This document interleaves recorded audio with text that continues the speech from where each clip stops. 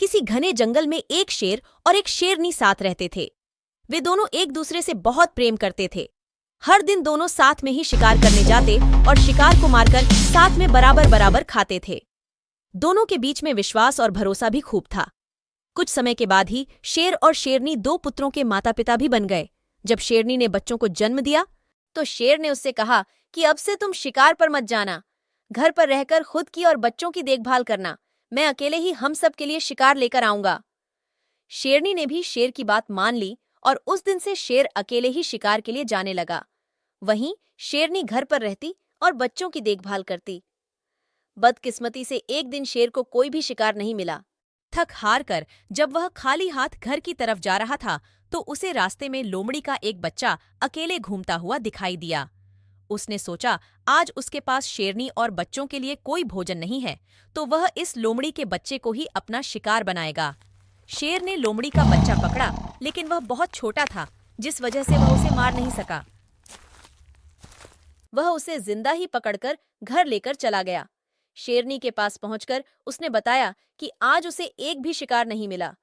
रास्ते में उसे यह लोमड़ी का बच्चा दिखाई दिया तो वह उसे ही मारकर खा जाए। शेर की बातें सुनकर शेरनी ने कहा, जब तुम इसे बच्चे को नहीं मार पाए तो मैं कैसे इसे मार सकती हूँ। मैं इसे नहीं खा सकती है। इसे भी मैं अपने दोनों बच्चों की ही तरह पाल पोस कर बड़ा करूंगी और यह अब से हमारा तीसरा पुत्र होगा। उसी दिन से शेरनी और शेर लोमड़ी के बेटे को भी अपने पुत्रों ही तरह प्यार करने लगे। वह भी शेर के परिवार के साथ बहुत खुश था। उन्हीं के साथ खेलता कूदता और बड़ा होने लगा। तीनों ही बच्चों को लगता था कि वह सारे ही शेर हैं। जब वह तीनों कुछ और बड़े हुए तो खेलने के लिए जंगल में जाने लगे। एक दिन उन्होंने वहां पर एक हाथी को देखा। शेर को दोनों बच्चे उस हाथी के पीछे शिकार के लिए लग गए। वहीं लोमड़ी का बच्चा डर के मारे उन्हें ऐसा करने से मना कर रहा था, लेकिन शेर के दोनों बच्चों ने लोमड़ी के बच्चे की बात नहीं मानी और हाथी के पीछे लगे रहे। और लोमड़ी का बच्चा वापस घर पर शेरनी माँ के पास आ गया। कुछ देर बाद जब शेरनी के दोनों बच्चे भी वापस आए तो उन्होंने जंगल वाली बात अपनी माँ को बताई। उन्होंने बताया कि वह हाथी के पीछे गए, लेकिन उनका तीसरा भाई डर कर घर वापस भाग आया। इसे सुनकर लोमड़ी का बच्चा गुस्सा हो गया। उसने गुस्से में कहा कि तुम दोनों जो खुद को बहादुर बता रहे हो, मैं तुम दोनों को पटकर जमीन पर गिरा सकता हूँ।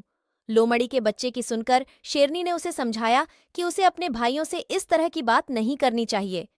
उसके भाई झूठ नहीं बोल रहे, बल्कि वे दोनों सच ही बता रहे हैं। शेरनी बात भी लोमड़ी के बच्चों को अच्छी नहीं लगी। गुस्से में उसने कहा, तो क्या आपको भी लगता है कि मैं डरपोक हूँ? उसे अकेले में ले गई और उसे उसके लोमड़ी होने का सच बताया।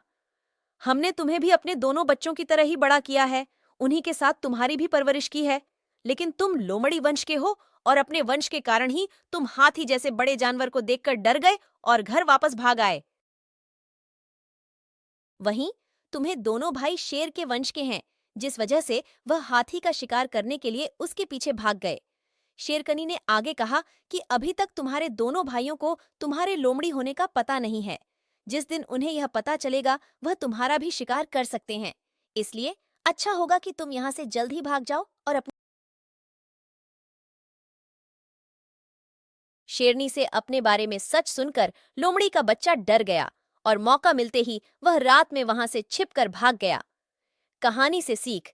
शेरनी और शेर के तीसरे पुत्र की कहानी हमें यह सीख देती है कि कायर और डरपोक वंशज के लोग अगर बहादुर लोगों के बीच भी रहें तो भी वह बहादुर नहीं बन सकते हैं। उनकी आदतों में उनकी वंशज की सोच और दक्षता की झलक बनी रहे।